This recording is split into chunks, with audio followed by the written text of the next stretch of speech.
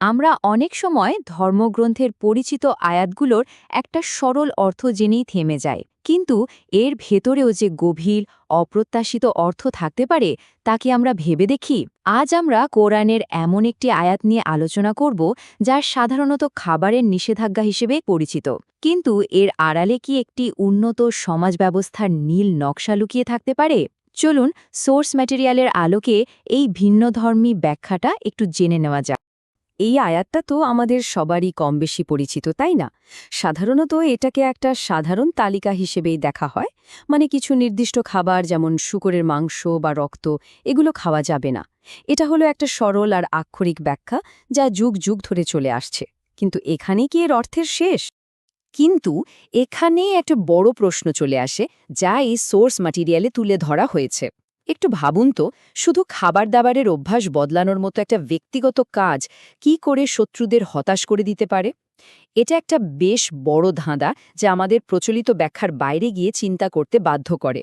এ বিকল্প ব্যাখ্যাটা আমাদের একটা নতুন পথের দিকে নিয়ে যায়।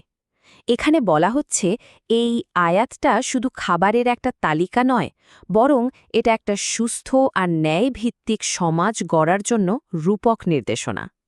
আসুন এই গভীর রূপকটার পর্দা উন্মোচন করি।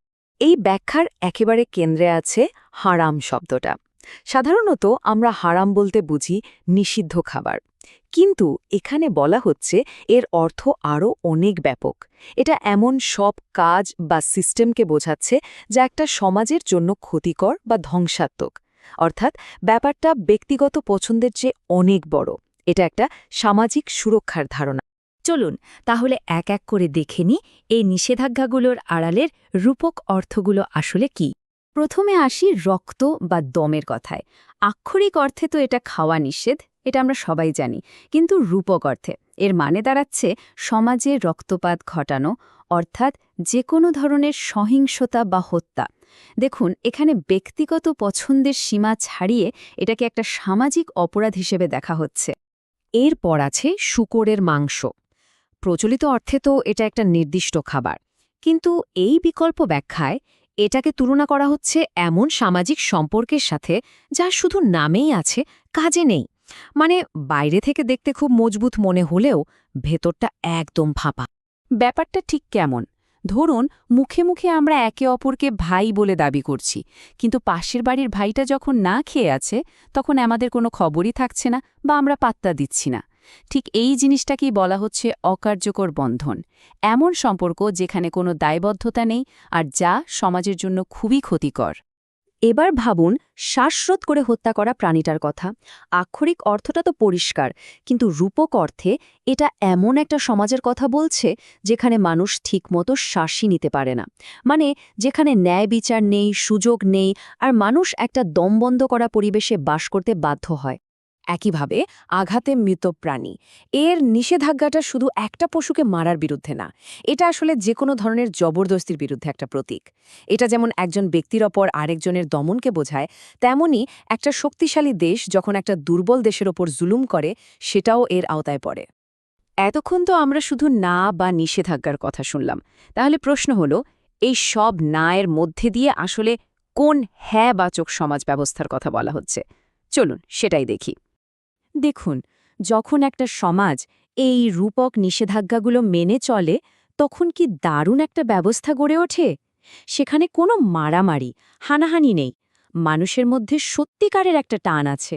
কেউ কাউকে জোর করে কিছু চাপিয়ে দিচ্ছে না, আর ন্যায় বিচার পাওয়াটা খুব সহজ। ক্ষমতার ব্যবহার হয় যোগ্যতার ভিত্তিতে, ব্যক্তিগত লাভের জন্য নয়। এটাই সেই আদর্শ সমাজের মূল ভিত্তি। এই প্রেক্ষাপটে আয়াতের এই বিখ্যাত অংশটার মানে কিন্তু একদম বদলে যায়। এখানে ধর্মের পূর্ণতা মানে আর শুধু কিছু নিয়মকানুন নয়, বরং ওই যে আমরা দেখলাম একটা ন্যায়ভিত্তিক আর নিরাপদ সমাজ ব্যবস্থা, সেটার কথাই বলা হচ্ছে। এই বিকল্প ব্যাখ্যাটা আমাদের একটা খুব মৌলিক জায়গায় নিয়ে আসে। বলা হচ্ছে পৃথিবীতে যত সিস্টেমই থাকুক না কেন, সেগুলোকে আসলে মাত্র দুটো ভাগে ভাগ করা যায়। কি সেই দুটো ব্যবস্থা? আর আমাদের সামনে বা কোন পছন্দের বিষয়টা তুলে ধরা হচ্ছে? চলুন সেটাই দেখি।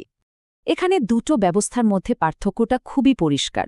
একদিকে আছে ঈশ্বরের দেওয়া ব্যবস্থা, যেটা নিরাপত্তা আর ন্যায়ের ওপর ভিত্তি করে গড়া, আর অন্যদিকে মানব সৃষ্ট বাকি সব সিস্টেম, যা শেষ পর্যন্ত নিরাপত্তাহীনতা আর শোষণের জন্ম দেয়।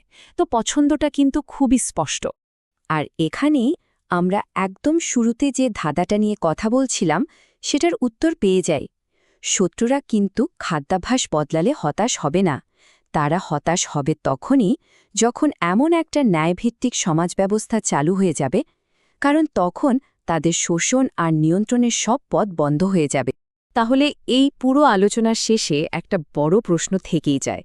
আজকের এই পৃথিবীতে সত্যিকারের নিরাপত্তা, মানে যেখানে কোনো রক্তপাত নেই, জবরদস্তি নেই, অবহেলা নেই, এরকম একটা সমাজ গড়তে হলে আমাদের ঠিক কী করতে হবে?